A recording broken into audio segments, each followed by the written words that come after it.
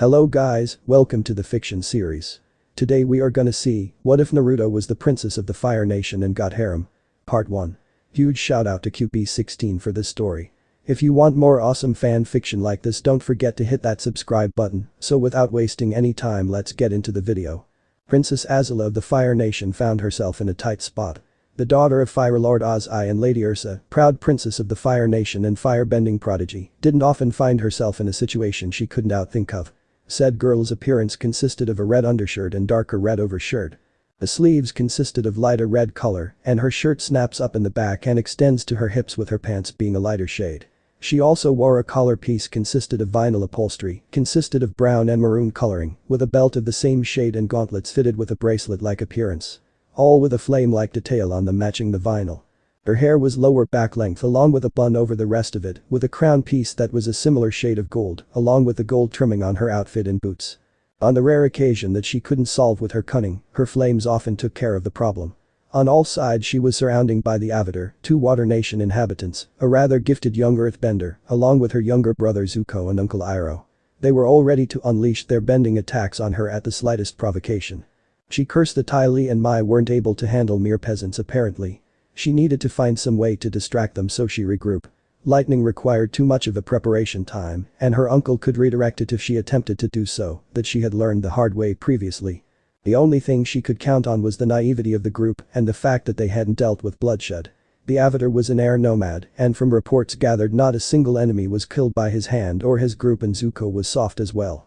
So that left one idea in mind, but that only left one question in her mind. Would she be able to pull it off before the others retaliated? That moment of over-beepizing the situation proved to work against Azula's favor. Her cunning nature working against her as the moment's precious time did not take into the fact that majority of her opposite number were more emotional and direct. She did not take in the blind earthbender alerting others to her intent to attack, nor the reflex of the earthbender diminishing her fireball before it could strike Iroh and result in the shock value to give her time to escape. This paved way for the others to attack, to which Azula only had time to react to move in a defensive gesture to reduce damage, only for confusion abound to spread across the field as the body of the Fire Nation princess disappeared. A bit unfair, don't you think? A rather jovial voice asked as the group looked up and noticed the young blonde male descend from the air and land with Azula in his arms, bridal style. 6-on-1 is a bit unfair. Then again, now that I'm here, the unfair odds have shifted the other way. He said, setting Azula down as the only feeling she felt was confusion.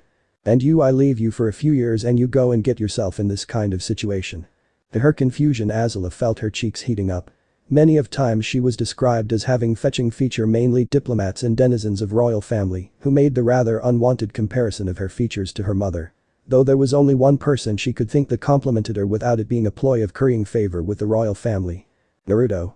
The cry from the Avatar caused Azula's eyes to have widened. She mentally berated herself for not recognizing who it was on sight.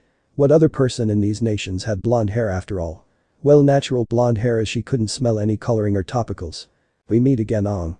Though I didn't think it would be this soon and under these circumstances. He spoke as he moved in front of Azula protectively. Lord Iroh and Prince Zuko, to think I would run into you as well. Unfortunately, it couldn't have been under better circumstances. So this is the path you have chosen?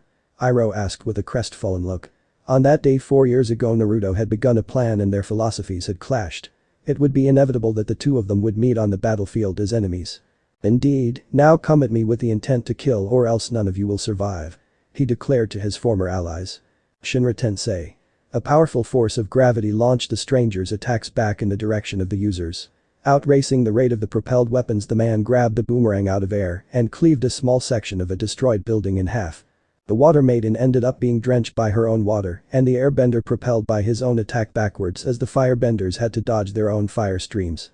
But seconds passed, the man had pulled out a small jar from his pocket and practically inhaled the contents as his cheeks puffed out. Inhaling air through his nose, the man spewed out a flame bullet, forming a firewall between the firebenders and the rest of the combatants. Heading over to the children, the blonde went about picking them off one by one. The earthbender attempted to unbalance the blonde by forcing earth column after earth column out of the ground, though the mysterious fighter proved too agile. So with the procure boomerang in hand, he leapt into the air and tossed it at the girl. Off duck. Katara shouted out to the earthbender, who just dodged out of the way of the weapon that cut off a few strands of her hair. A blast of the wind drew his attention, but to the confusion of its user, it didn't knock him off balance. Using the Shinra Tensei, the young man propelled himself towards the blonde and grabbed him by throat.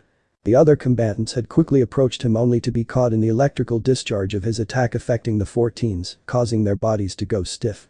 Apparently his actions came off as more malevolent in intent than they were, as the blonde craned his neck and was just able to avoid a lightning bolt through the shoulder. It wouldn't have been lethal, but a strike from lightning in that area definitely would have left most without use of their arms. Shinra Tensei. He launched only for Iroh to dodge the attack. Still far from his prime, but not as weak as he wants everyone to believe. The blonde thought, only for the younger firebender to fire a blast at him from behind. Dropping down behind him, his companion pulled a large fan from her back and with a fierce wave to send the attack back at the youth, only for his uncle to push him out of the way, taking the brunt of the attack. All the while Azula had looked on at awe at Naruto's display of power. He had always ended fights quickly without any flashiness or wind-up time. This was something on a whole other level. "It's time for us to leave," the blonde said as he and his companion had run over to where Azula was. Before she could even protest, the blonde threw his arm around her and disappeared into a yellow flash. The Gon were trying to come to the terms of being soundly defeated. After Zuko's rather explosive refusal of aid to help the wounded Iroh, they were trying to come to terms with this new situation. "That bastard. I knew something was off about him when we met him at the North Pole. I can't believe we were deceived like that," Sokka angrily snapped as he clenched his fists. He was one of the few people who initially distrusted Naruto at first, his jealousy over you playing a big factor at first, but the blonde's friendly nature and charm had begun to make Sokka doubt his reasons of disliking the blonde and began to grow a begrudging respect for him. And after he had helped protected the North Pole against the invasion force, Sokka was willing to call the blonde a friend, but now more than ever it was apparent that it was all a trick. He can bend air, the final revelation to just how dangerous the blonde could be came to Sokka. "I thought only the Avatar is supposed to be able to bend all the elements," Sokka voiced in distraught while the others were metaphorically licking his wounds. The fact that he was only bending and using water during his time there gave a frightening indication of the fact that the blonde was no ordinary person. The Tara didn't know what to say. It felt like the Jet situation all over again, but this time it really hurt. Naruto was their friend. He had helped them and showed them things. To think this entire time it was a lie. Katara glanced at Aang and noticed he was lost in his thoughts. "Aang, what do you think? I mean, was he really bending?" "No, I don't know what it was, but what that Naruto did wasn't bending. It was a force that repelled all attacks, and considering he can water bend, I don't know, I have never heard of anyone with abilities like that. There's no telling how strong he is." Aang informed his friends as he felt lost and confused. "I need to speak with Avatar Roku, but until then we should avoid confronting Naruto all costs." "Well, shit isn't going to go down like it did today. Next time we come across that guy I'm going to kick his ass," Toph boasted. Of course, what kind of language would a girl pick up among spending her time in an underground and illegal fighting arena with burly and crude grown men whose idea of entertainment was beating the shit out of each other? Humming to a stop in a forest, the blonde removed his arm from around the woman's waist. "As this current time, we'll relax for the time being. I've seen someone has grown up a bit since I've last seen her." Azula was a bit unsure how to respond to Naruto's compliment. For the longest time, even if she wouldn't admit it, she had a soft spot for the blonde. She didn't have much experience in the romance department, and the only men she interacted with were her troops, the servants, or her family. All her interests revolved around in being the best, though with Naruto it was different. She wasn't the Fire Lord's daughter or the princess, she was simply just Azula to him. Despite how much she fought against it at times, he was always pushing her to have fun and express herself, a strict contrast to her father's strict and cruel upbringing. A child that was anything but powerful and cunning was a useless child. That was what made Naruto so different, his warmth and loving personality. Something drew Naruto's attention as he moved his arm and turned to face someone. His docile grin alerted Azula to the fact that the blonde knew this person. "Oh right, Azula, I would like you to meet Mei Ling," the blonde said, introducing his companion. "She's mute more or less," he informed her as the redhead waved slightly. Before Azula could ask any further questions, two additional figures had shown up. Both young women were about the same age as the princess. The first one looked slightly older with well-coiffed black hair with low pigtails. Her expression seemed rather emotionless, and she was wearing a dark red shirt with a sleeveless Murian robe over it with black-gray pants. The other girl was younger, who was usually mistaken for older thanks to her impressive chest with bright eyes, with a long brown ponytail and a bright smile. She was wearing a midriff-bearing outfit consisted of red shoes, pink pants with a red overskirt with slits that revealed her legs, a pink top and removable triangular collar and wristlets. "Naruto." Ty Lee let out a squeal as she bounded forward. She crashed into Naruto as her arms wrapped around his torso. "Hey there, Ty Lee, I see some things haven't changed." he remarked as he peered down. Well, I guess I did. Where have you been? We missed you. She finished with a pout that tugged at his heartstrings. I'll tell you all about that in time, he said as he took a look at Mai. Hey? Going to come hug your old sensei? He asked as Mai shot him a stubborn look. On one hand she was happy to see her sensei again, despite not outwardly showing it or willing to admit it. Though, on the other hand she was angry that he left and was genuinely sad that one of the few people that was kind of her up and left without so much as an explanation. Either you come here or I go over there. Mai rolled her eyes and went over, finding herself blushing when he pulled her into a tight hug. So what have you two been up to since I was gone? He asked as he released the hug. I'm an acrobat, she said as she did a flip and placed her legs behind her head while doing a handstand. See, she said as the blonde beeped his head slightly. I'm pretty good with my hands too, she said as there was a slight twitch in the blonde's lip. Before he could get lost in the statement, his companion slapped the back of his head. Down, boy. Her expression read as Naruto grinned sheepishly. By that she means she can disable limb movements in Kai flow using hand-to-hand techniques. Azula explained as Naruto nodded in amazement. It actually kind of reminded him of the Hyuga Gyuukin style. He knew Ty Lee was talented, but learning Kai blocking was not an easy art at all. I was traveling with my family. The dull way she expressed it definitely wasn't something she wanted to talk about right now. Naruto then introduced Mei Ling to Mai and Ty Lee. Well, it's really good to see all of you again. So I'm curious as to why the three of you are out here. I mean, I'm sure you three didn't just arrive and come into conflict with that group for the hell of it.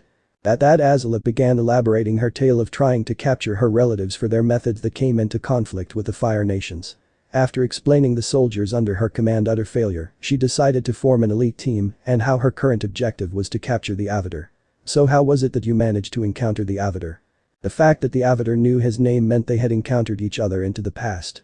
I encountered him and his group during my travels before I even realized who he was. Anyway, I decided to take a break from my travels, so why don't I join you guys for your journey? In fact, why don't you girls stay with me for the night? There is more than enough room at my campsite. It's a pretty nice small house with more than enough room, he offered. Can we, Azula? Can we? Please. It wasn't the most comfortable having to sleep in a tank that spent most of the time moving and traversing through rough ground. Very well, Azula relented at Ty Lee's instance. In response, the energetic girl squeals in joy and glumps Azula, causing Naruto to chuckle. Only for tonight, the princess clarified. We need to stay on the Avatar's trail after all. I'll go get my stuff now, she said as she practically bounced as she ready to head back to the tank. I'll go on ahead and get the place prepared. Mei Ling here will of course show you the way. So I never took you for one to have an interest in a romantic partner, Mai said, giving Azula a knowing smirk. I have no idea what you're talking about. Azula immediately denied the accusation. Oh come on, Azula, I saw the way you looked at him. You said it yourself, the only guy worthy of you would have to be able to beat you in a Naikai, and Naruto-sensei is pretty strong. Normally Azula would merely have disputed and picked apart such an argument, but she couldn't deny that seeing her old bodyguard again had drew up feelings she didn't know she had. The fact he was able to fight her uncle, brother, the Avatar and his friends casually showed that he was also had strength to go with his wisdom. This will have to be something she would have to consider more over time. Who knows, he might be worthy of courting me, Azula answered, her response bringing an actual emotional response to Mai's face. Hey, are you serious? She asked as Azula nodded.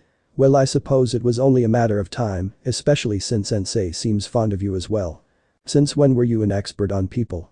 Azula asked, curious on to how such a withdrawn person as Mai seemed to think she had such an insight. Just because I don't interact with people doesn't mean I'm clueless. People are boring and predictable. I've been watching them from the sidelines for years now, and I've seen all sorts of people, but Naruto-sensei has always been different. He's an interesting person. That moment Azula allowed a smile that wasn't a cruel smirk or triumph grin formed on her face. It appears I'm not the only one that was interested, she said to Mai's confusion.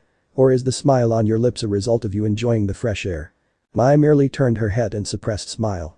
She felt embarrassment that she let herself actually feel something for a guy she hardly knew, and that Azula apparently picked up on that even if she was the princess's childhood friend, that didn't make her completely immune from the firebender's manipulations. While Azula wouldn't just outright threaten their lives as easily as she would others, that didn't mean she wasn't capable of treating them like enemies. They had finally arrived to see Naruto arriving back with Ty Lee riding him piggyback. I'm not a horse, you know, Naruto said in annoyance as he entered the room. What's a horse? She asked as Naruto raised an eyebrow. I'll tell you later, he said as she hopped off, unaware to the look her friends were giving her. Not jealousy, they would quickly denied, but the fact that Ty Lee was being unnecessarily loud, of course. I hope you don't mind, but I figured you three would need some essentials, so I went to find Ty Lee and bring back some of your items. That night after the dinner which Mei Ling had cooked, Azula was coming to terms with everything that happened today, along with her growing attraction to Naruto. Get yourself together, Azula. You will not allow yourself to fall to pieces over a male like a simple empty-headed girl. She reasoned to herself, taking off her headpiece and placing it on the desk. She also let down her hair that fell down to her waist. It was a tradition that every female in the royal line from a young age was paired and regular, sparred against a male suitor, and only one who was able to soundly defeat her would be permitted to court her as a means of making sure the next generation was as powerful as possible.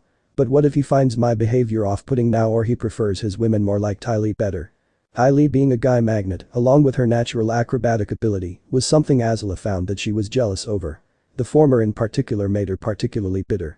No matter how much of a soldier she was, it didn't change that she was a teenage girl with the insecurities and hormones that came with it. Those sad thoughts were what filled her head as she pulled out a comb and began brushing her hair back. You seem to be lost in thought, Azula spoke as she joined Naruto's side on the roof. She was wearing a crimson robe with gold outlining while having her hair down. It's nothing really, he said as he glanced at her. Naruto took a few moments to look over the Fire Princess as he looked at her from head to toe. With your hair down you look rather radiant, Haim. Her cheeks began to heat up from the compliment about her hair. She sat herself beside the blonde and gazed at the scenery as she took a moment to calm and compose herself. Once again trying not to let the blonde's words affect her. It looks like our journey has gotten easier, a voice said, alerting them. Out in the doorway of the roof stood Mai and Ty Lee, who were in similar robes. Something tells me things are going to be more interesting from here on out, Mai said as Naruto grinned. Anyway, we need to focus on what's important. Azula spoke up and garnering their attention. We have to track down the Avatar. We'll worry about that in the morning. Let's get some rest for the night and start fresh, Naruto suggested as he bid them all good night. The following day they began fresh. They were able to immediately pick up the trail thanks to the fur from the Avatar's sky bison, so they began tracking him. With everyone packed and ready for the journey, the group soon found themselves in a town whose place is on the edge of the desert after a couple of days' travel. After going from shop to shop only to finally arrive to a place called the Misty Palms Oasis. We are looking for this boy, Naruto said, placing a scroll of paper on the counter. Have you seen him? The bartender in question was an older man, bald and has a short brown beard. He was wearing a green tunic, a white apron and brown armbands around his biceps. There are two thin swords hanging across his back by leather straps, forming an X. The man ignored Naruto's question and merely grunted. Okay, then we'll try it the hard way, Naruto said as he grabbed the man by the throat and slammed him against the wall. Much to the girl's confusion, no one in the bar was reacting. An Oni-like creature appeared behind Naruto with sharp teeth and menacing eyes. Tendril-like objects sprouted out of its mouth at the hoisted man. A serpent-like apparition of their life force energy, in the form of an enlarged tongue, emerged from its mouth. The outer path, the last path, passes judgment. Lying or refusing to answer is death, he said as the girls only saw nothing but air, wondering if this final path was invisible. Have you seen the Avatar? If so, did he mention where he was going? He went out there in the desert someplace. He's searching for the Wan Shai Tong library with someone from the Ba Sing Si University by the name of Professor Zhe. You have been most helpful, he said as the man was let go, extremely exhausted. Let's go, Naruto said as the group of five exited the bar as the confused and startled patrons rushed over to the bartender. We know where we need to go now, Naruto said as he started walking to the desert, knowing the four girls stood there not moving an inch. You're joking, right? Mai asked as Naruto merely blinked. No, not really. The Avatar is in the desert and wait, Naruto shook his head and chuckled. That is pretty damn stupid, without supplies, especially considering how big the damn thing could be.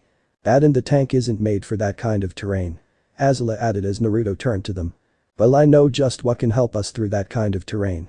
He then walked out to the dry sand of the desert as he then slammed his hand down on the ground saying, Kuchius no Jutsu. A large plume of smoke had exploded in front of the blonde Sennin, and within a moment the cloud had cleared up. Out of the smoke appeared a creature several times the size of the tank, with a grayish-brown pelt with yellowish-gray on the upper parts, while the throat with buff-white on its belly. The forelegs, sides of the head, muzzle and paws were reddish-brown. The back had a tawny-colored underfur and long, black-tipped guard hairs that form a black dorsal stripe and a dark cross on the shoulder area and black-tipped tail. This, ladies, is a species of canon known as the coyote. Showing me off as if I'm some pet.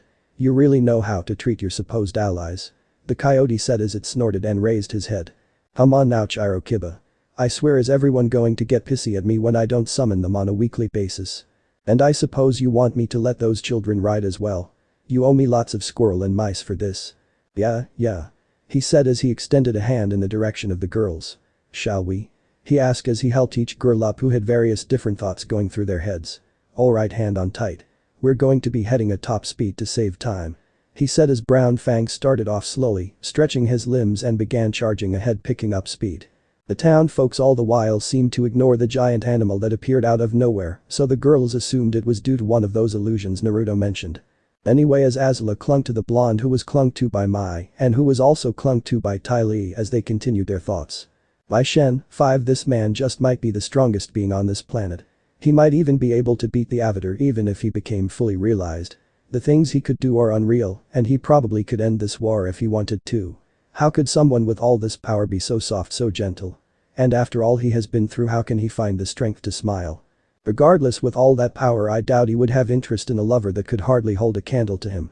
Azula thought as she suppressed the urge to do a girlish giggle. Not that she would ever do so, mind you. Such an action was far beneath her. Naruto-sensei is really something.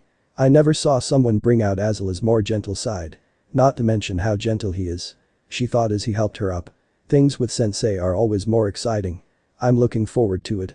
Then there is also the fact he actually pays attention to me when we talk and doesn't seem put off by my attitude, which is refreshing for a change. This is so cool. Thought Ty Lee as she watched everything whiz by her. I haven't had this much fun since the circus. Not to mention Azula and Mai seem so relaxed. With Naruto's help I might finally be able to get those to actually have fun. Not to mention he's so nice and knows all these cool techniques, and he wants to end the war instead of needlessly hurting people unless necessary. He's such a nice guy, I wonder if he's on the market. While these girls thought about their male teammate, Naruto gazed out to the impressive expanse up ahead. Have you picked up the scent yet? He asked as the canine nodded. The fur creature's scent is being blasted down my nostrils by the wind. I'm picking up 2 scents in particular, the fur beast and a human female. These strong winds is carrying their scent in the wind. Anything else? I believe I see a tower a bit further ahead. Get as close as you can without being spotted. We will take care of the rest. He said as they came within several kilometers of the massive tower. Naruto then focused his Rinnegan eyes at the tower for a few moments. When he saw an open window to the tower, he then focused his eyes on the ground to see a girl leaning on the bison. The earthbender is playing guard with the air bison. Well, for you this should be child's play, shouldn't it? Azula asked as Naruto snorted and gave her "Are you serious" look. Hardly, but her method of earthbending has made me curious. I want to test myself against that girl. I also want to see if I'm capable of learning these bending arts, and who knows, I might be able to bring her over to our side. I've been told I'm quite charismatic. So there is only one way to go. Naruto said as he created a Kagabunchen. This was going to be interesting. From what I can tell, that girl has the ability to sense vibrations through the ground. My sources have also told me she has the uncanny ability to read people's body senses and appears to read their movements before they make them, so how do you intend on keeping her busy? Azula couldn't help but wonder what power Naruto was going to display this time. If she's that powerful of an earthbender, she would have to have learned the old way of bending earth, so there's a good chance she won't be that adept at bending sand. That's where I'll have the advantage. He confidently stated. As the group entered the massive building, they found themselves walking between several archives of scrolls and tomes. All this boundless knowledge, think of what we could learn from it. Azula said as she thumbed through scroll after scroll. For her, knowledge was the key to ultimate power. Everything she could learn piqued her curiosity. She would have to come back one day after the war was over to her hand on all this information. What very few knew was that Azula was a scholar of sorts. Spending what part of her childhood wasn't dedicated to training and tactics, learning about such things as strategy and the likes. Wow, the academy has nothing on this place. Ty Lee said as she bumped into one of the shelves, causing a spider to drop down on her head. Eek. Get it off. Get it off. Ty Lee squealed, only for Mai to roll her eyes and throw one of her stilettos to slice the thing in half as it dropped down. Oh, for spirit's sake, you're 50 times its size. Mai said, taking out a napkin and handed it to Ty Lee, who was trying to clean as much as she could of her hair. Will you two hush? Azula harshly hissed as she looked up from the scroll she was reading. You'll alert the Avatar and the peasants. Now come on, she beckoned them, stealing 2 more books from the shelves. Shuffling through a giant old and dusty library searching for a midget and his friends. What am I doing with my life? Mai grumbled. You 3 find anything yet? Naruto's clones popped up, nearly causing Ty Lee to scream, only to be silent with Azula slapping her hand over the acrobat's mouth. We were just about to join you. Naruto made his way over towards Toph, flying above the sand using dust manipulation. He managed to gently land on the ground without alerting her. It appears her abilities were hindered by the sand, making this a little too easy. This is boring. I should have gone inside with him. At least I wouldn't have to deal with the sand. Toph spoke to herself only for a powerful gust of wind to be blasted to her side, alerting her and Appa. Who's out there? Show yourself. The earthbender demanded, moving into a fighting stance. Well, hello there, earthbender. It appears fate has brought us back together again. He said as Toph's eyes widened in recognition. You, she said as she narrowed her eyes as she recognized his voice instantly. You're the guy who rescued Azula and injured the old man. I'm glad you remember me. I like to think I make a good impression on people. He said as Toph gnashed her teeth. Appa snorted from his nose and growled and moved into a threatening position. What is your deal? Why did you attack us? We never did anything to you. Unless you're with the Fire Nation, aren't you? She accused him, sending out a ripple of sand which the blonde casually sidestepped. I guess you can associate me with the Fire Nation, but I am mostly on the side of my own. Trust me, if I wanted to kill any of you I would not have held back. After all, you had to admit 6 versus 1 was a bit unfair. Well, your little friend was the one chasing my friends and I throughout this land, and she's from the Fire Nation. Don't you know what that means? I know more about the strife between different nations more than you know. That division for something such as where you come from is childish and naive. The 4 nations, well 3 now, were part of a system of harmony that has been around for thousands of years. Just because of the sins of this recent century does not negate the people of the Fire's nation place in this world. Oh, let me ask you something and think about it. I take it you lot would have taken Azula as a prisoner if you had managed to defeat her, right? What do you think would have happened if you took her to the authority of the Earth Kingdom? After over a century of torment and war, which includes the genocide of an entire culture, can you honestly tell me that a deep hatred of the Fire Nation hasn't been ingrained within the mindset of the younger generations this past century? Some of them would have jumped at the chance to kill her just to spite the Fire Nation, to bring shame to them by killing one of their royal members in a humiliating and unfitting manner or other, just as gruesome things that one such as yourself may have never conceived. You're wrong. There's no way the Earth Kingdom would stoop to that level.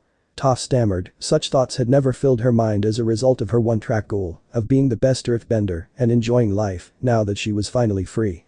The blonde Sennin had scoffed at the girl's ignorance. No matter how different your cultures or twisted your beliefs, you are all the same, human beings.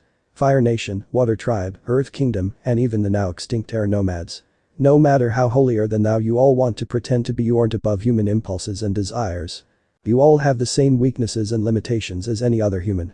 You really think your people aren't capable of the same cruelty that many members of the Fire Nation has displayed?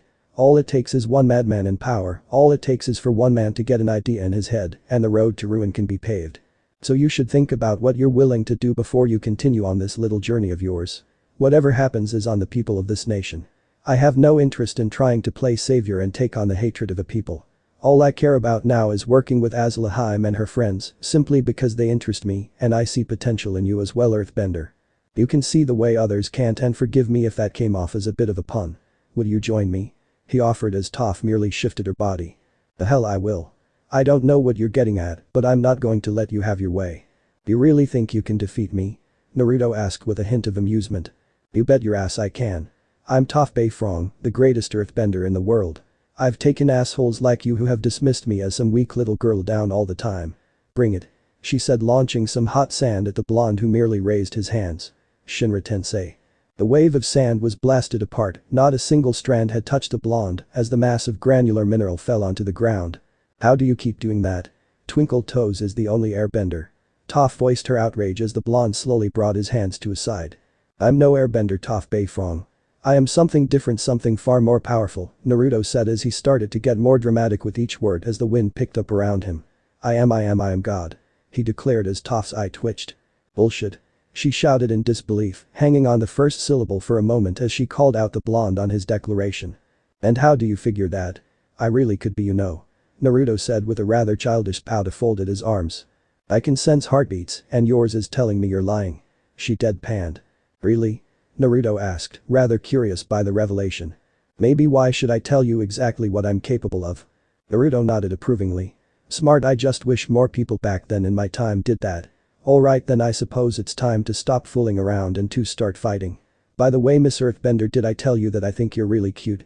A sudden statement from the blonde had caused Toph to lose her focus and let out a fast and powerful sand wave that dashed right past him. Shut up. You're just trying to distract me. She said, fully unaware that her cheeks were turning pink. No, I'm serious. I think a couple of months worth of training and my special healing you could really fill out. I mean more than you do now. He added as he made a husky growl at her, only to immediately found himself dodging and jumping over a series of waves that were sent in rapid succession. You have to do better than that, Toph-chan. He said, landing behind her and between her and the sky bison. He let out a whistle. I see baby got bit of a back on her. I'm an ass man, so, because he spent so much time fooling around, one of Toph's sand waves nearly got him, so he took to the air. Haha, feisty too, you remind me of my old teammate. It's a shame you couldn't have met her. I think you two would have gone along just fine. He said as he nearly dodged the massive object that was Appa. So the air beast wants to play, huh? I think I might have spent too much time screwing around here. I'll let my clone deal with you too. He said as a pillar of sand erupted behind him. Remember, Toph, if you decide to join me, feel free to. I just hope you don't mind sharing. He said as he disappeared in the column of sand. Within the confines of the library, the Foxy Angels had as of yet found their target. Considering the size of this place, it could take us hours to find the Avatar. Looks like we're going to have to keep our eyes open for them then. Naruto remarked before the sound of voices echoing occurred. He stopped them with a hush as he began heading towards the gneiss. We've got to get this information to the Earth King at Ba Sing Se. We'll wait for the next eclipse, then we'll invade the Fire Nation when they're totally helpless. The Fire Lord is going down. Wait a minute. I recognize that extremely annoying voice. Azula said as she paused. That's the voice of the buffoon that travels with the Avatar. You mean the guy with the really hard head? Ty Lee spoke up as Azula glanced back at her with a look that pretty much read what the hell. My Kai attacks didn't work on his head. The girl said sheepishly as Azula sighed and face palmed. Looks like they're talking with a spirit. Naruto said as the bird-like form of Wai Shai Tong appeared, eclipsing the group in his large shadow. You betrayed my trust. From the beginning you intended to misuse this knowledge for evil purposes. The spirit angrily howled. You don't understand. Sokka started, if anyone's evil, it's the Fire Nation. You saw what they did to your library. He said, referring to all the knowledge on the Fire Nation burnt by Zhao in the previous year, as he searched for a weakness to use against the waterbenders during the siege against the North incident. They're destructive and dangerous. We need this information. You think you're the first person to believe their war was justified. Countless others before you have come here, seeking weapons or weaknesses or battle strategies. We had no choice. Please, we're just desperate to protect the people we love. Aang pleaded, but the Guardian would have known of it. And to protect what I love, I shall do what must be done and end your lives. He said, spreading his wings as he readied himself to attack.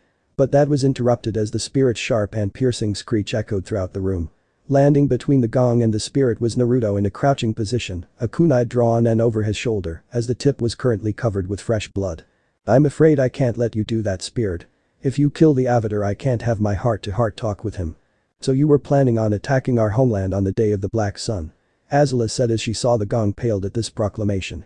Unfortunately, your best chance of ever hoping to win this war was ruined by the loud-mouthed water peasant. Suffice to say, you blew your only chance at victory. You human insects. Your kind only knows how to kill and steal. I'll take from you so you'll understand my pain. He said as round about on the three Fire Nation denizens. You won't lay a feather on my precious ones. Naruto cried out as he used the almighty pull and slammed the spirit into the ground before he could charge. Naruto turned his attention to Aang. I didn't think we would come face to face as enemies so soon. I remember when someone said the Avatar arrived and pointed in your direction. The first person I saw was a tall and imposing Water Tribe's warrior. Then he walked away and the person pointed you out, and I have to say I was quite surprised. His response caused the three Fire Nation girls to giggle, while Aang fumed at Naruto's statement. I thought you were a friend. I thought you understood just how much damage the Fire Nation was doing. You fought with us during the winter attack on the Northern Water Tribe all those months ago. Azula's eyes widened in surprise at this proclamation, leading her to wonder just what Naruto was up to. For my own reasons, I fought to protect them. There are things going on, much bigger going on than the strife between the nations. The fact my advice to you all those months ago seemed to have fallen on deaf ears proves that you are far from taking your title seriously, but before our inevitable fight, let me ask you this question. Had I not showed up to save Azula in that abandoned village and she surrendered, what would you have done? Naruto asked the bald kid, who blinked in confusion for a while. She would have been turned over to the Earth Kingdom as a prisoner. Why? He asked and didn't even notice the small scowl on Naruto's lips. Oh really? So you would have taken her to a prison in the Earth Kingdom and left her at the mercy of her interrogators, not knowing what would happen to her, right? He asked and Aang nodded. Azula was wondering where he was going with this, as did her friends and the female waterbender. You are truly naive if you believe that everyone sees the world as you do. Since this war began, countless lives have been lost at the hands of the Fire Nation. A war started by a man whose mad scheme has spelled nothing more than a century of bloodshed and tears. That man's descendant you planned on turning in, do you think that by turning her into an enemy nation that they wouldn't take revenge on her? That they wouldn't inflict pain on her or even go as far as to use her as breeding stock to create some of their own firebenders as a secret weapon? This point brought up had shocked everyone into realization, even Azula herself.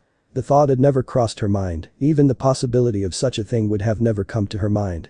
The mere thought of losing at something was something that was not a possibility at all for her, but now with seeing someone with Naruto's power out there that possibility seemed all the more real. And what about her friends? What if they came and tried to save her and you captured them as well?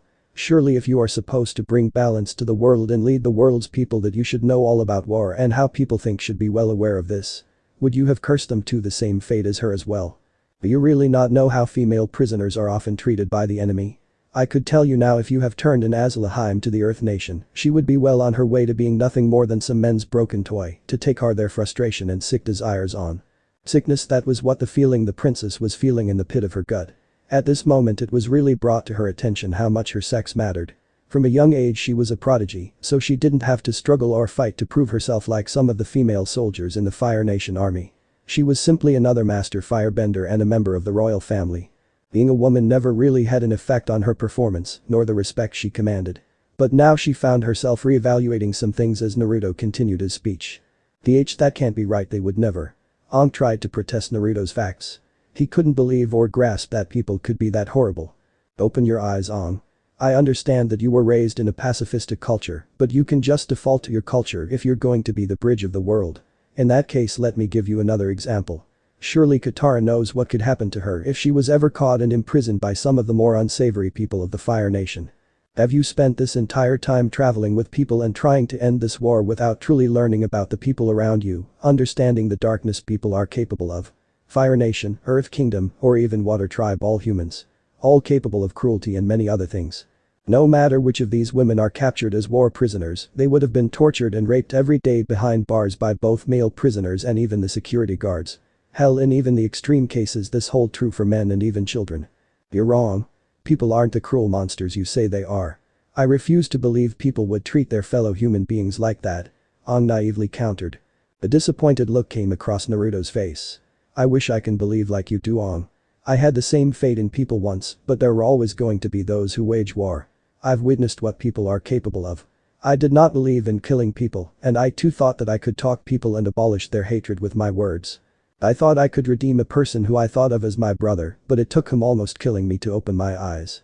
The culmination of everything I went my entire life had culminated in that moment. I fought and struggled as an orphan whose parents gave up their lives to protect them to prove I was someone. I fought against the solitude and contempt of my home village and was thought as nothing more than a bad omen, as a powerful spirit seen as a monster was sealed inside of me. I wasn't hailed as some hero and loved by my title or reputation alone. I understand the cruelty of the world and spend years earning my respect and titles.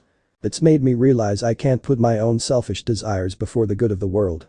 So tell me, if you do confront the Fire Lord, do you have what it takes to be done? If you're asking me whether or not I'd consider killing Ozai, the answer is no, I will not use my powers to take a life. Aang replied somewhat sharply, a small tone of offense present in his voice. Naruto sighed. Let me bring up a hypothetical situation then. Say if there was a man that has preyed on women and he's been let go at least twice and he continues to rape them. Twice now he's been given the chance to repent and he refuses to do so. Do you capture them, only to risk him escaping and this time killing a woman, or do you end his life and break this cycle once and for all? And please don't give me that, no better than that person is nonsense. That is demeaning and downright ignorant to compare someone who kills a rapist who relishes in pleasure from harming young women. Would you compare a parent getting revenge for someone callously murdering their newborn as being just as bad? It isn't right. Deciding whether or not someone has the right to live. I'm no killer, there's always a better way to handle things. Naruto shook his head. Isn't it your job to do what's best for the people of the world? They might not take so kindly to sparing the man who has continued a century-long war. If you don't have enemies now, I'm sure you and your loved ones who have to worry about the vengeful cries of people who felt their honor was tarnished or those who are grieving. Would you deny them that justice? What kind of justice is revenge? He vehemently argued. It's seeking a person out to cause pain and it doesn't change what happens. It's just a means of justifying killing itself.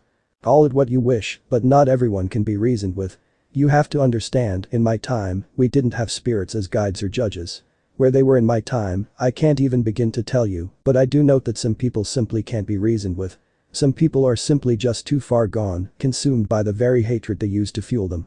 In this life or the next, whatever happens I will be willing to meet my judgment for any real sins I have committed, but until then I will not give up on doing what I feel is right.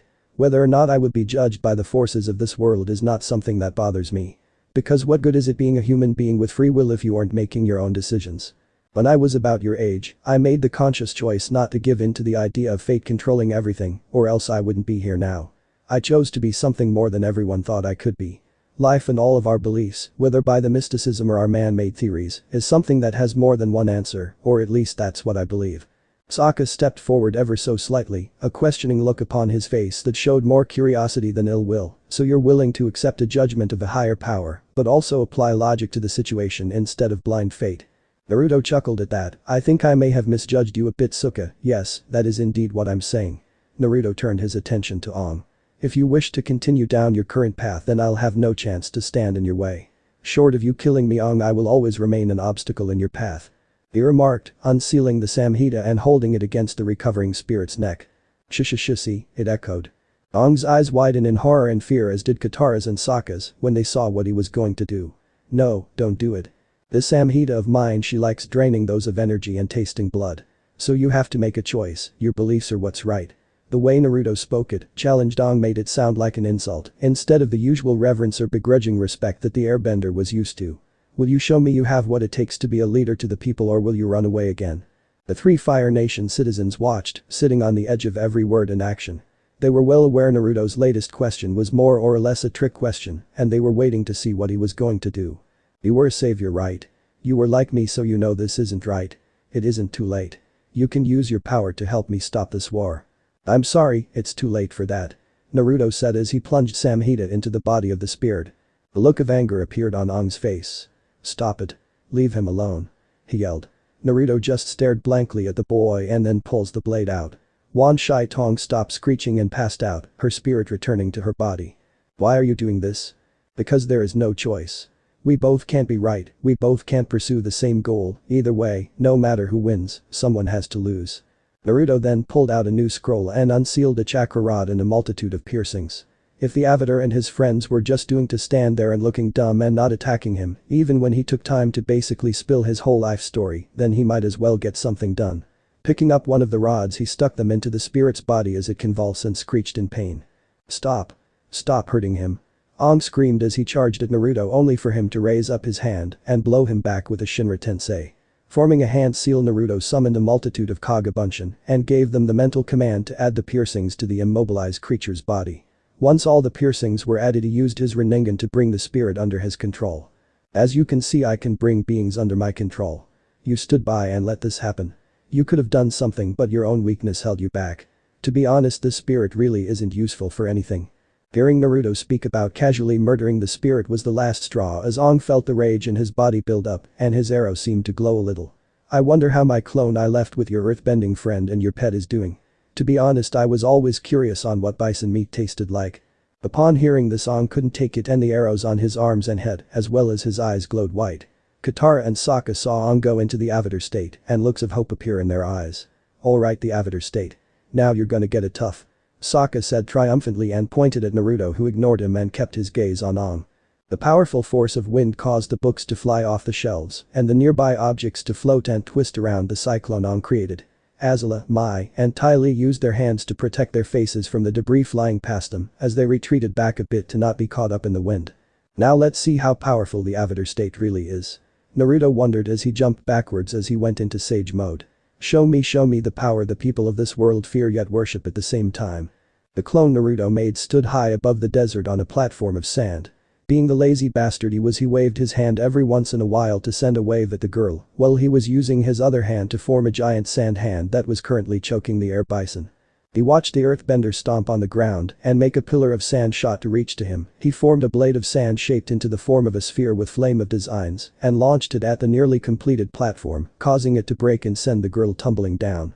It was amazing just how fine-tuned he was able to adapt to these abilities thanks to the bit of Biju chakra he had gained all those years ago. Face it, Toph, even if your earthbending is the greatest in the world, I hold the advantage in desert.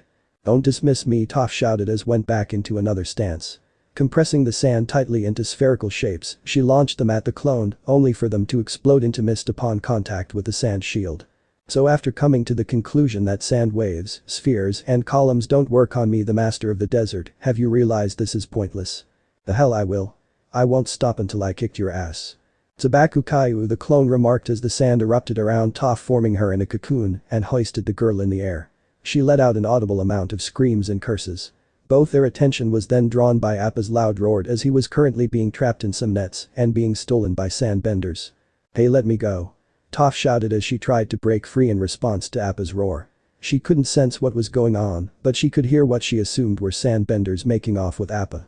Toph wasn't able to do a thing as the cocoon of sand squeezed her until she lost consciousness. The coffin slowly descended to the ground as the sand gently laid the girl down. He walked over to the unconscious girl over for a few moments to make sure she was not getting up. Sorry Appa, but this is among the hardships that Aang has to face to see if he's ready to fulfill his duty.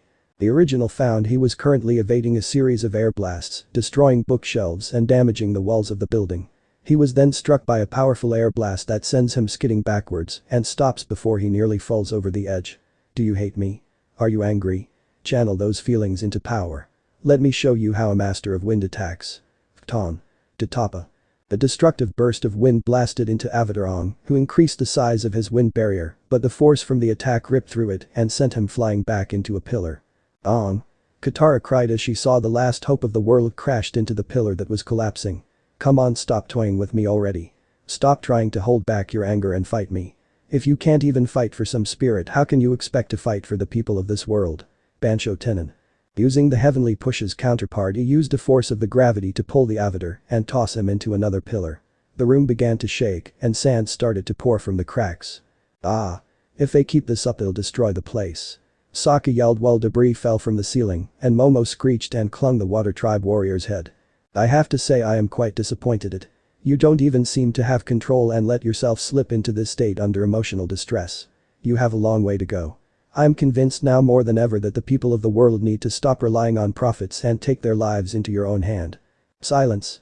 What you have done is unforgivable. Said the avatar as his voice was echoing along with the avatars of the past. Hundreds of distinctive voices blurred and mixed into one. Your presence here upsets the very balance of the world. You, the one who sides with a denizen of the Fire Nation whose quest for domination will upset the balance to the point it won't be fixed. So I have no choice but to end your life. This proclamation of death was met with various reactions of shock and horror. If there was one thing air nomads were known for, then it was their rather passive and evasive natures, along with their value of life. So having this boy who didn't even want to embrace his destiny talked about ending someone's life, to which in any other situation would be assuring the situation was all the more tense. Then bring it. Naruto shouted as he formed a Rasengan and charged at the avatar. His spiraling sphere was rammed into the avatar's air barrier. The two powerful forces struggled for a moment until Naruto's Rasengan crumpled and he resulted in him being sent flying back. Recovering, he was able to dodge a mini tornado as the avatar chased after him. A powerful gust of wind sent the blonde flying in the air. The avatar brought his hands down as several ceiling blocks were brought down with the intent to crush Naruto. Raising his hands up above him and with a cry of Shinra Tensei, he was able to slow down the falling rate of the object and move out of the way before it crossed him. Forming a Chidori, Naruto sped down the corridor and was about to strike when the barrier lit ablaze just before the Chidori struck. Yanking back his slightly singed hand, Naruto prepared to protect himself when the avatar extended his hands and thrust in forward in an explosive burst that consumed Naruto, who fell to the ground in a flaming heap. Avatar Aang then began charging a fireball as he prepared to finish the job. Azula and the others were about to interfere when Mei Ling appeared, extending her hands and blocked. What are you doing? He's about to be killed. Mai exclaimed, shocked. Mei was going to stand back and watch Naruto die. He's your friend, isn't he? Why aren't you helping him? Ty Lee cried out as Mei's head dipped slightly. It's going to take more than that little show to put Naruto down. She answered using the very hand seals that Naruto had shown them years ago as a means for the group to have their own mean of communicating. Aang. Stop, this isn't you. Don't do this. Katara pleaded with him. This wasn't the boy she knew, the one she had found in the iceberg. You're not a murderer. That moment of distraction that Katara's words brought was all Naruto needed to counterattack. The dragon compass of lightning erupted from Naruto's mouth as it crashed into the air barrier, drawing Aang's attention and forcing him to dispel the attack to force him to defend himself as he focused his power into his barrier. You let your others fight your battle. letting yourself be controlled by your predecessors and forsaking your principles in the process. Like I said before, I'm disappointed. It's time I put an end to this. Naruto said as he shooshined above Aang as he channeled chakra to his feet to stick to the wall. Shinra Tensei. Seiatsu channeling all his power into the blow, he blasted the avatar towards the ground as he charged up a Futon. Rasengan. The attack managing to rip through the barrier as an explosion of Enkai caused the library to begin rumbling again. Recovering from the battle slightly singed and tired, Naruto glanced back at the unconscious avatar as he could feel the building starting to sink. Damn it, we caused too much damage and this place is coming down. It's time to go, Naruto said as he shushed over to the girls. Tell the avatar we will meet again. That is if you all make it out alive. He told them as he shooshined him and the girls to the surface. Well, that was fun. So did you girls enjoy yourself? However, what the blonde received was not what he was expecting, as each of the girls slapped him the blonde pretty hard on the face. What the hell was that for? He asked, rubbing his stinging cheek. You idiot, to think we were worried about you. Azula voiced the thoughts running through her companion's mind. We actually thought you were going to die for a moment. Sorry about that, he said, rubbing the back of his head. I wanted to see how strong I would be against Aang in the avatar state.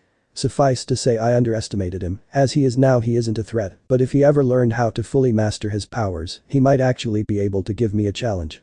He explained, then paused as he realized something. Hey, what the hell, Mei-ling? Why did you slap me? You knew I was going to be okay. He asked as the blonde shrugged. I didn't want to be left out. She sighed with a cheeky grin. Either way, the state of how things are is quite sad. The three of you were content to observe, but I'm curious, what do you feel about the mistakes and atrocities the Fire Nation has committed? While the three girls did feel irked about some of the things Naruto said about their home, it wasn't as if he was lying.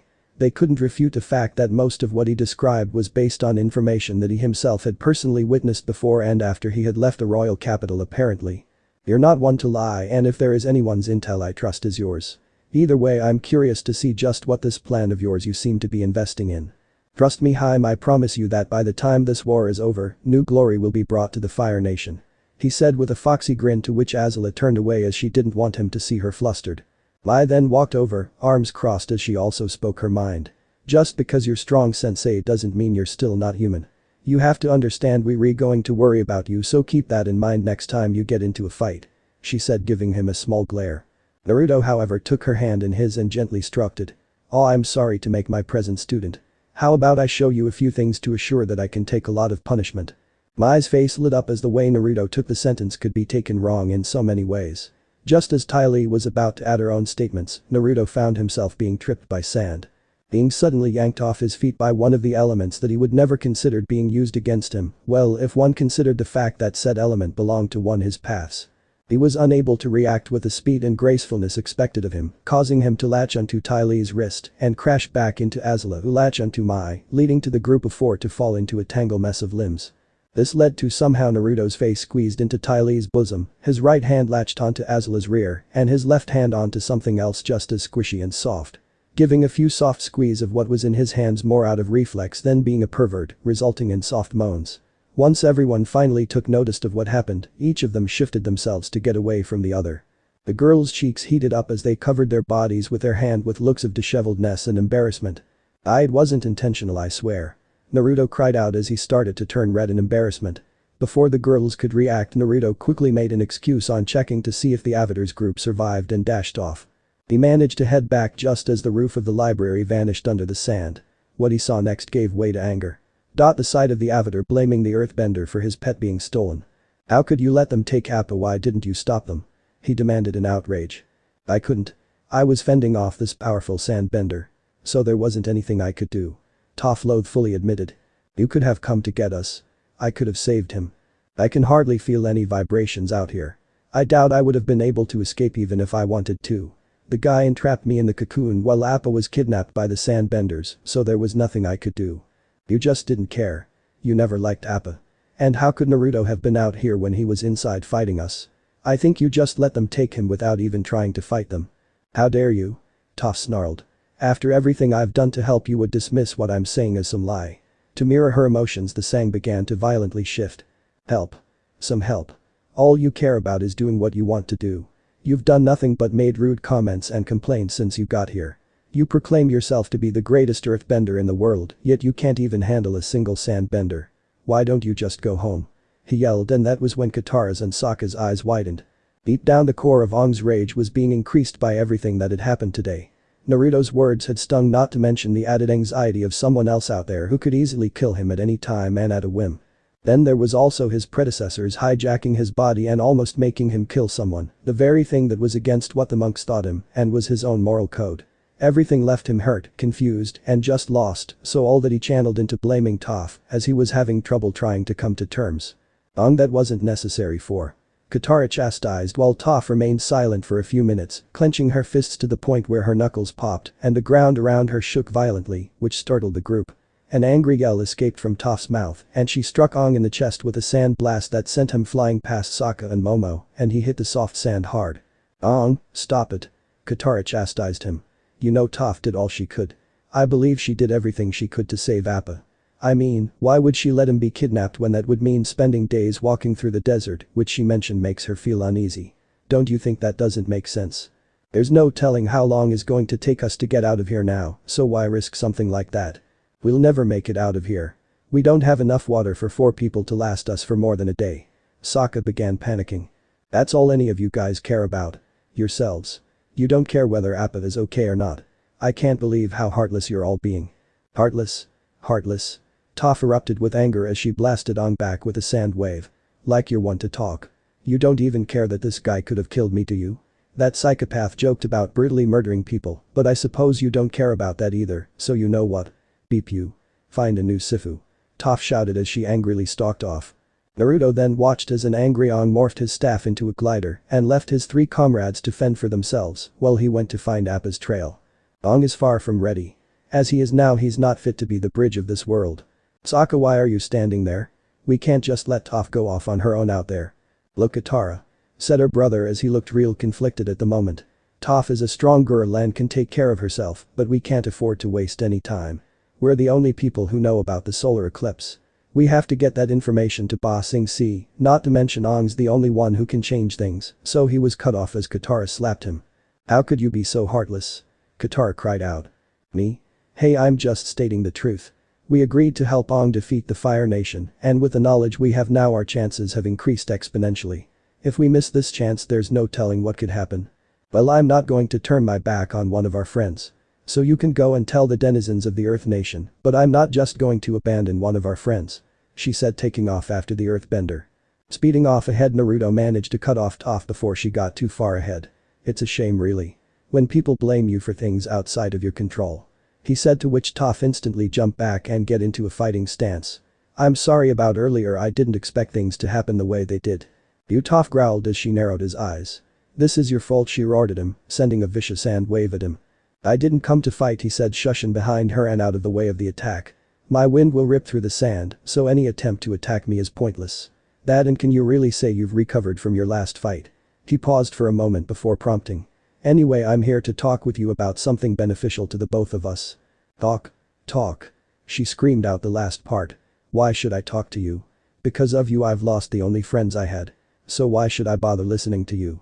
You're not as alone as you think," he said, shoe-shining away as a panting and exhausting Katara caught up. It was obvious, considering her background, the hot sands of the desert were getting to her. Living in the frozen climate of the water tribe all her life, the sun was particularly hell for her. "Sugar Queen. Why are you here? Did you come to blame me as well?" "No, Toph, Aang was wrong.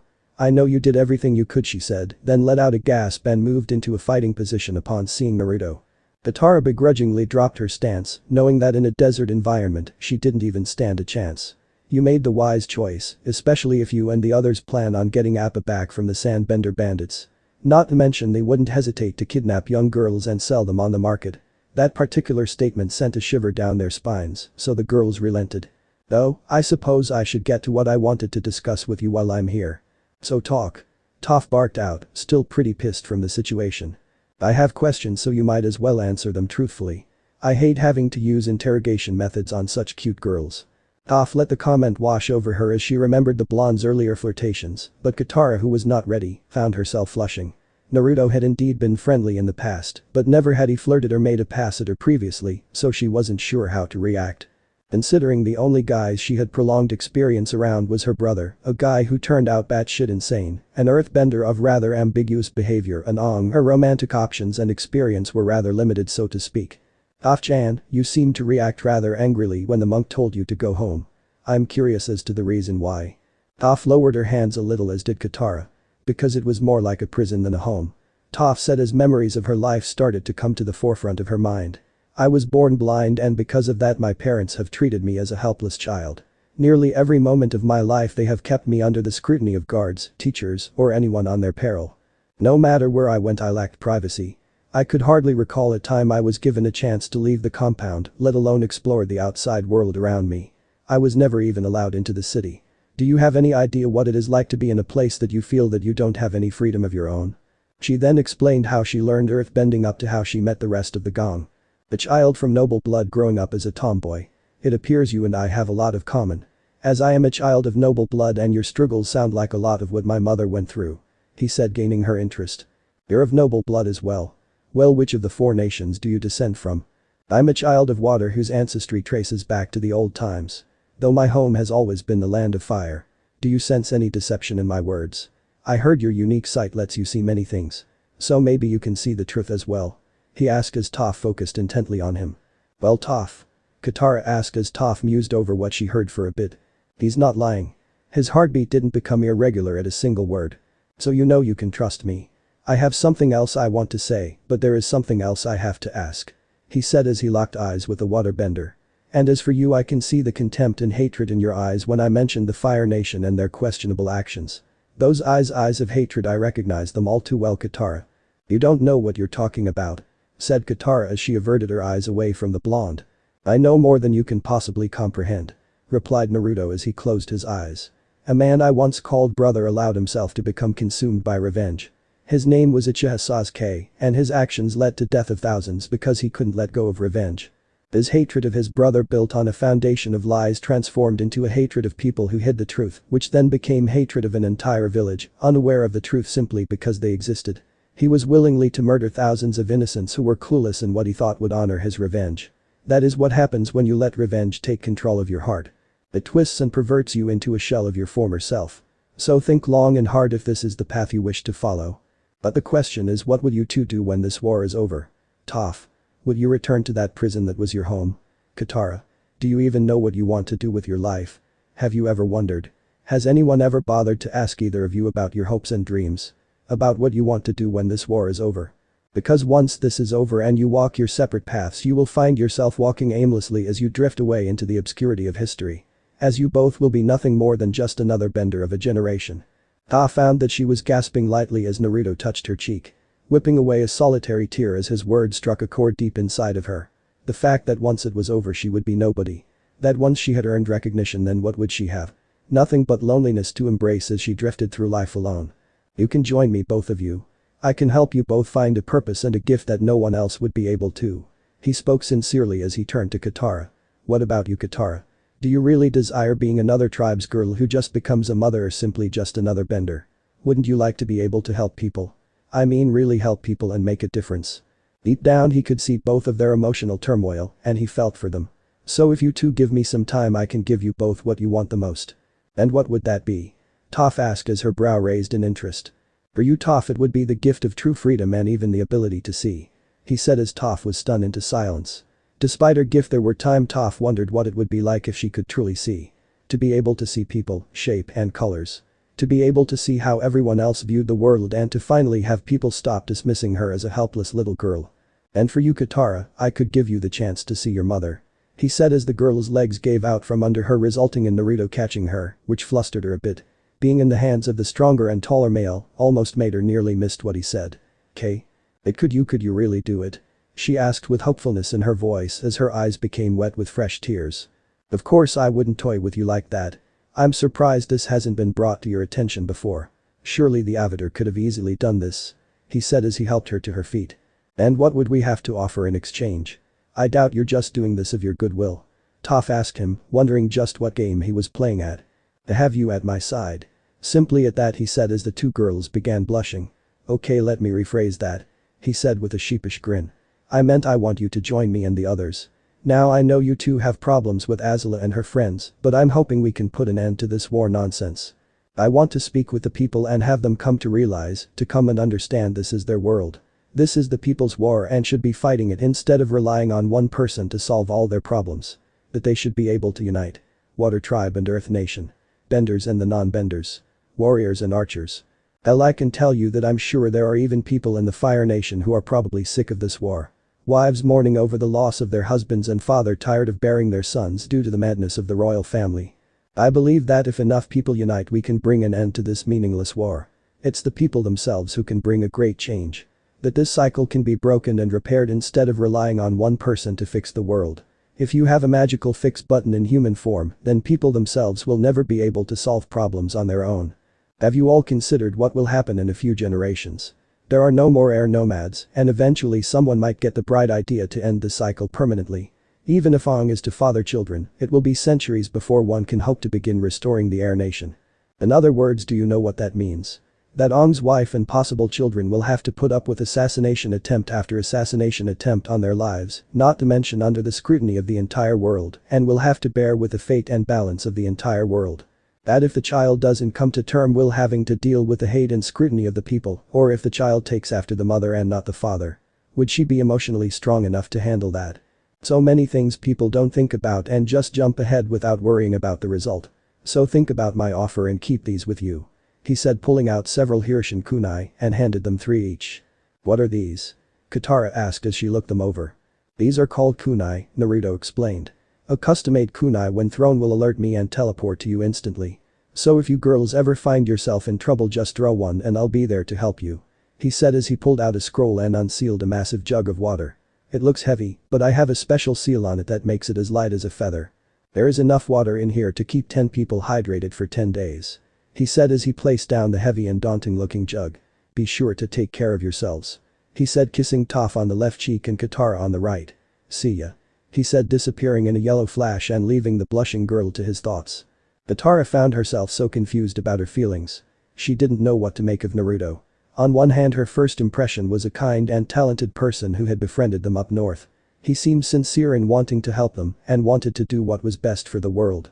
Then there's the fact of what happened, of turning against them and essentially betraying them to join with the princess of the Fire Nation, their enemy.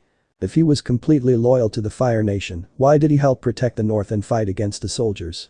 Then there was his friendly demeanor just now and the fact he seemed like he wanted to help them. The whole thing was confusing. Her cheeks began to burn thinking about his flirtations. And his words and how logical and sound they were. Did the people really depend on the Avatar too much? But then she thought about her grandmother tales of the Avatars and how great they were and how they were forces of good and balance. Though she shuddered as she remembered the scene in the library and how Aang in Avatar state tried to kill the blonde. And not to mention what else he said. She had never really thought about what she was going to do with her life beyond helping Aang. It also left her to reevaluate her feelings on certain things. It also had her questioning the emotional depth of her feelings with Aang and if she could handle falling for him and dealing with everything it entailed. Ta felt just as confused as she tried to come to terms with the offer. Being offered the ability to see and a purpose. Being able to also deal with other things she never thought about.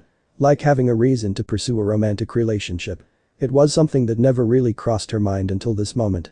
Tomboy or not, she was still a teenage girl with hormones after all, and being shown interest by a guy bolstered her self-esteem a bit.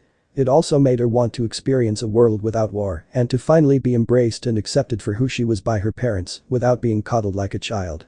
With that in mind, Toph was considering taking up the blonde's offer. After spending the majority of the day trudging through the desert, the Gong had managed to find the desert benders. Tensions were still a bit high between Aang and Toph, but Katara's pleading along with the fact that if they wanted to get out of there alive, they needed to work together. But then one would begin to wonder if this meant a drift would last.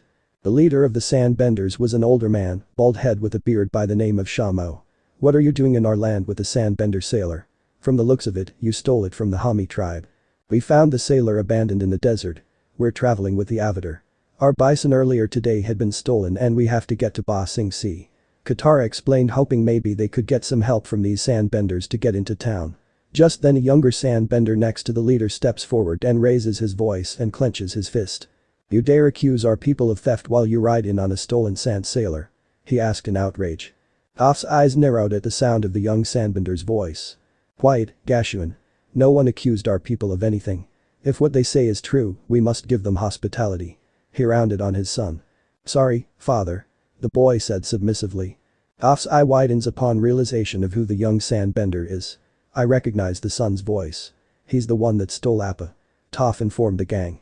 Are you sure? Katara asked Toph, who nodded. I never forget a voice. She confidently remarked. Aang takes several steps towards the sandbenders and brandishes his staff threateningly. You stole Appa. Aang stated angrily. Where is he? What did you do to him? They're lying. They're the thieves. The boy dumbly tried to throw suspicion off himself. Aang swings his staff down and obliterates a sand sailor with a blast of air. Where is my bison? You tell me where he is now. The sandbenders watch in shock as Aang swings the end of his staff upward and destroys another sand sailor. What did you do? Shamo cried out to his son in fright. It wasn't me. The boy continued to deny. You said to put a muzzle on him. Toph exclaimed, remembering the words she heard before she lost consciousness. You muzzled Appa. Aang cried out in rage as his eyes and arrow glow as he begins to enter the Avatar state. He twirls his staff around and demolishes one of the few remaining sand sailors. I'm sorry. I didn't know that it belonged to the Avatar. He finally admitted. Tell me where Appa is. I traded him. The young sandbender cried out frightened. To some merchants. He's probably in Ba Sing Sea by now. They were going to sell him there. Please. We'll escort you out of the desert. We'll help however we can. The air around Aang slowly began to pick up and spin around Aang as he fully enters the Avatar state, pulling in sand and creating a small tornado. Just get out of here. Run. Sokka grabs Toph by the shoulders and pulls her away from Aang. Toph, Sokka, Katara, Momo and the sandbenders all flee for their lives. Damn it, Twinkle Toes is going berserk. Isn't there any way to calm him down, because if this goes on then we'll all die. Aang, you have to calm yourself or I'll stop it for you. Naruto uttered as he entered the fray. This had gotten the airbender's attention when he saw the blonde. You. The unearthly voices of Aang echoed as one. You're the reason Appa was taken in the first place. I suppose Toph was right about you. Now you shall pay for getting Appa stolen. In your current state of mind you're far from being able to fight me. Naruto calmly stated as Avatar began to fly towards him. Several hands of sand shot out of the ground through to which the Avatar cleaves them through with his staff.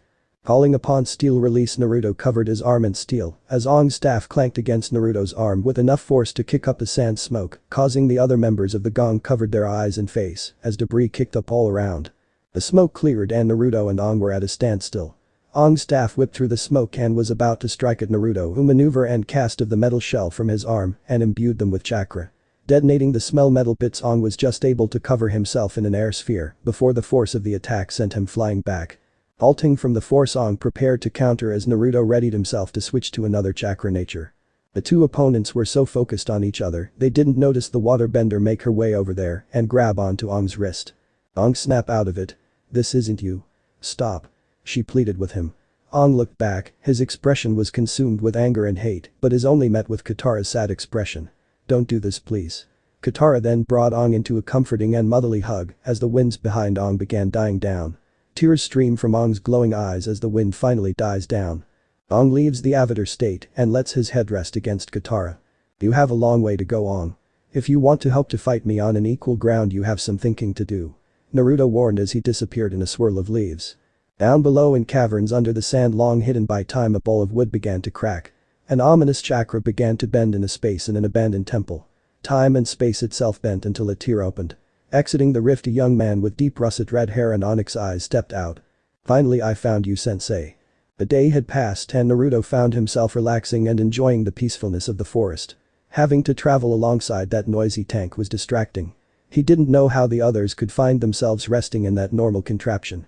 Looking up at the moon high in the sky, he was entranced by its presence, its power. Focusing intently, images of you began to enter his mind. He wondered how the exotic beauty was right now. A small smile graced his lips as his ears twitched. How much longer are you going to hide away, Mai-chan? He asked as she stepped out from one of the trees she was spying on him on. Couldn't sleep, huh? You try sleeping in a tank. The noise is nerve-wracking.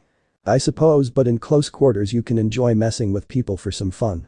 That explains why it's been quiet. Mai said as a smirk appeared on her face.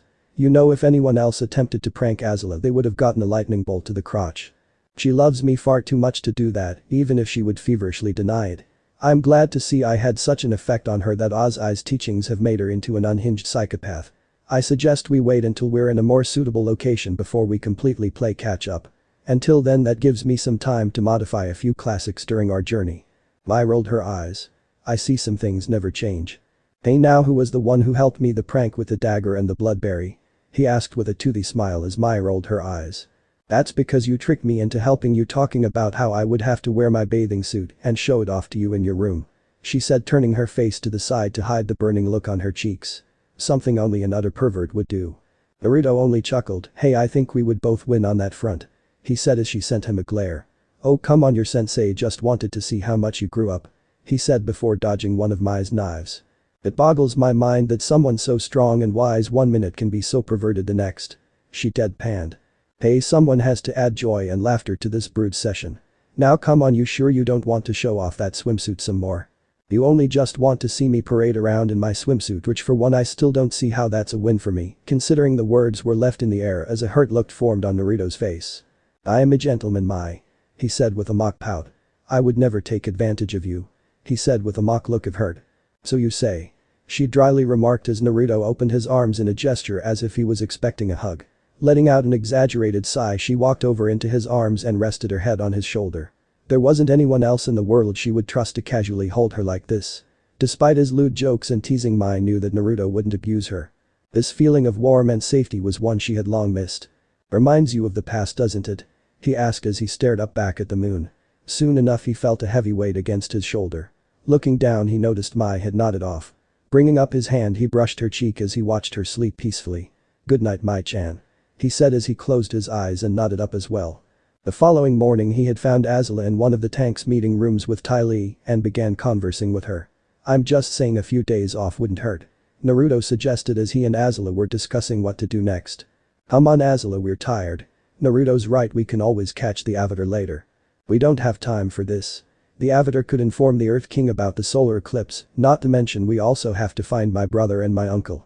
We don't have time to waste on needless time distractions. Even if we do catch up to them then what? If we keep going at this rate we won't be a top performance.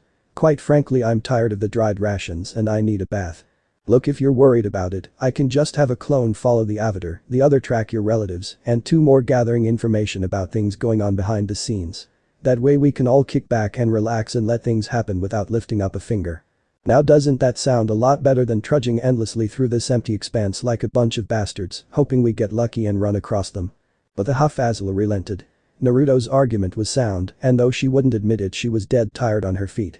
After having spent the last few nights planning with minimal sleep a day or 2 to relax would do her good not to mention it would get Ty Lee to stop whining. Alright you guys win. We will take a few days off to relax. Boo-hoo. Ty Lee cheered as Naruto chuckled. And now for the hot springs. Naruto said as the 3 women looked at them in confusion. Hot springs? There's no landmarks that suggest this area has any land composition that would support such a natural occurrence. Azula pointed out.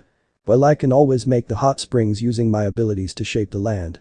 He said as he turned his attention to a patch of land. You girls go ahead and get your clothing. I'm sure I'll be done by the time you get back. He said as he began excavating the land. By the time the 3 had returned large bodies of water were being formed side by side. One was a cool and refreshing looking drink of water that looked chilly and the other was steaming and looked inviting. Welcome ladies to the hot and cold dip where you have a choice between a cool refreshing dip or relax and let your muscles unwind in the hot relaxing lake. You know if we can train him to cook, do massages, and clean he would be the perfect man. At that statement both Azula and Ty Lee looked shocked, wondering if they just heard right. Did Mai just crack a joke? Or we can let these magic fingers of mine do the job. He said wiggling his fingers. Mai and Ty Lee both readily volunteered only to be shot down by Azula. Now girls let's be reasonable about this. I think it's only fair I go first being royalty and all. She said, not even trying to hide her triumph grin. Each of the girls was in their beach outfits. First was Ty Lee in her stylish white bikini top and short skirt and red shorts underneath. Mai in a red top that tied in the back and red skirt that reached to her knees with gold trimming and Azula in a maroon top and bikini with a long skirt. All 3 of them were lying on red colored towels as their bodies were shading by umbrellas. All of them were completely rested and unwound from Naruto's massage, whom speaking of which floated on top of the water of the cool water of water in a pair of orange swimming shorts. With a yawn he moved and stood upright as he swam to the edge. Getting a towel he dried himself off as he joined Azula on her towel. So what are you thinking about? He asked as she mumbled something. HHM? Nothing absolutely nothing. She answered with a blissful look. Azula couldn't remember the last time she sat down and thought about nothing or the last time she was able to unwind and truly enjoy herself. You should really take a break more often, Azula. You shouldn't overwork yourself or you'll end up burning yourself out, pardon the pun. He finished as he went over to Ty Lee to see how she was doing. Hey. Hey. Whatcha doing? Just thinking. I bet. Hey Naruto. Yeah? So Naruto, during your travels did you manage to find yourself a girlfriend? She asked as she twirled her hair with one of her fingers. I had encounters, but I haven't had any long-lasting relationship. With all the traveling I had to do I really couldn't become attached to anyone. He answered and wondered if any of his clones made any progress. The application of yin and yang allowed the wielder to participate in wonderful feats. The first of the clones was a person with remarkable tracking talent. 3 days had passed as he went from town to track down Iroh and Zuko. Finally he caught wind of them in this latest desert town as he entered a bar where the old man Iroh began a conversation with a man as they started to play Pai Sho. Though before Sho could learn that much, two men interrupted. Both were members of the Earth Nation with long flowing black hair and grey eyes. One looked like an experienced warrior, while the other looks more like an administrator with his ridiculous long mustache that hung down. Hired by Lao Beifrong to retrieve his daughter, Master Yu, an earthbending master and a resident of the upper-class Earth Kingdom town of Galing, an instructor of the town's earthbending academy, and Xin Fu, former promoter and host of the underground earthbending tournaments, were now hunting the fugitives for some strange reason instead of retrieving the girl they were hired to retrieve. I'm not waiting all night for these geezers to finish yapping. It's over. You two fugitives are coming with me. The one without the mustache said interrupted their game. I knew it. So it seems you two are wanted criminals with a giant bounty on your heads. I thought you said he would help. Zuko hissed to Iroh, who just looked competent. He is. Just watch. Do you think you're going to capture them and collect all that gold? Gold? One of the men in the bar parroted. All of the men in the bar look up at the mere mention of the word gold. Several of them pull out knives and approach the group around the Pai Sho table. Maybe we shouldn't. The one with the mustache said, realizing just sort of seedy establishment was. The two men jump in front of Xin Fu. The earthbender spins around and delivers a reverse roundhouse kick, bending a rock from the ground which knocks the two men away. Master Yu enters his stance and bends the earth underneath one of the assailants, causing him to sink into the ground up to his neck.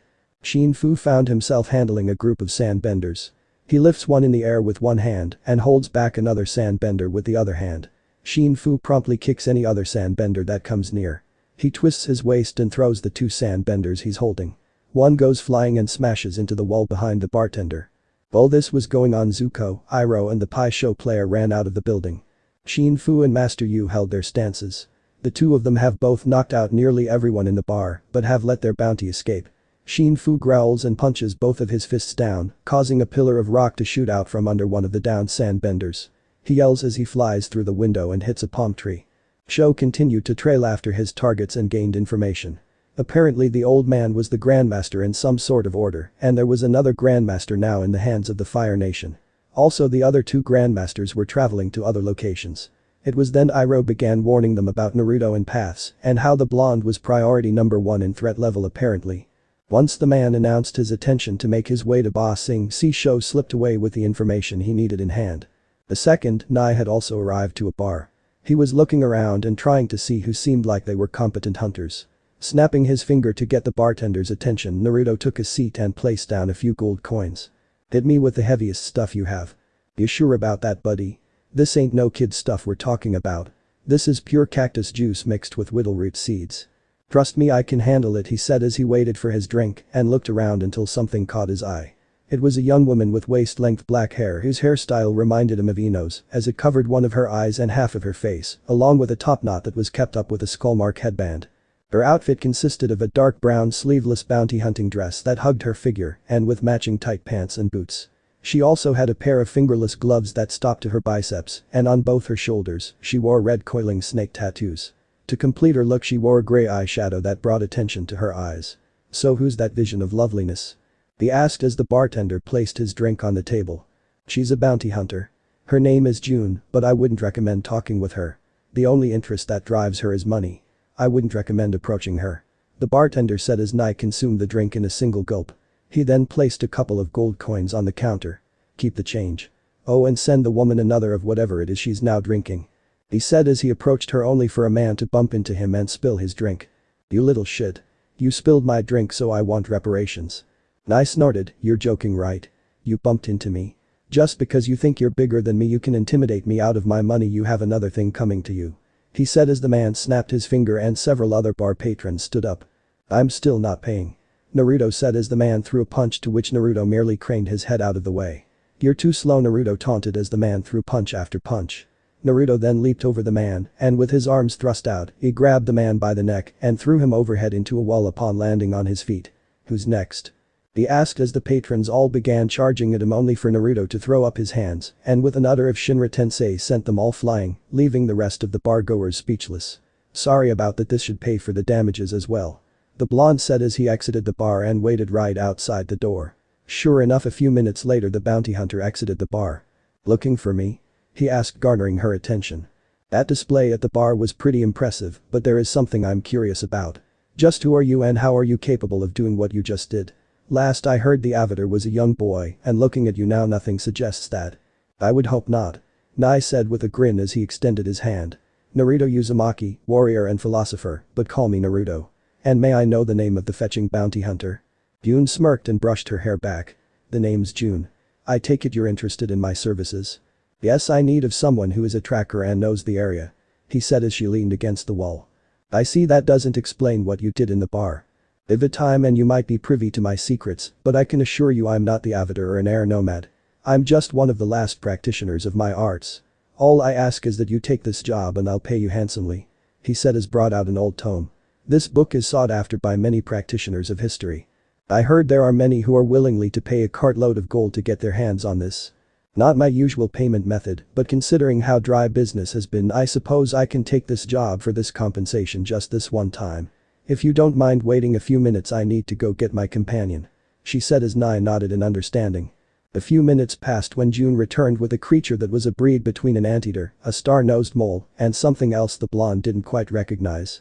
These weird animals were just yet another thing that reminded Naruto just how different this world was from his, besides the other obvious many differences. "So what is he or her exactly?" he asked, trying not to offend the woman. "She's a Shirshu and her name is Nyla. When I was a little girl my father gave her to me and she's been with me since. Isn't that right, my little snuffly waffly?"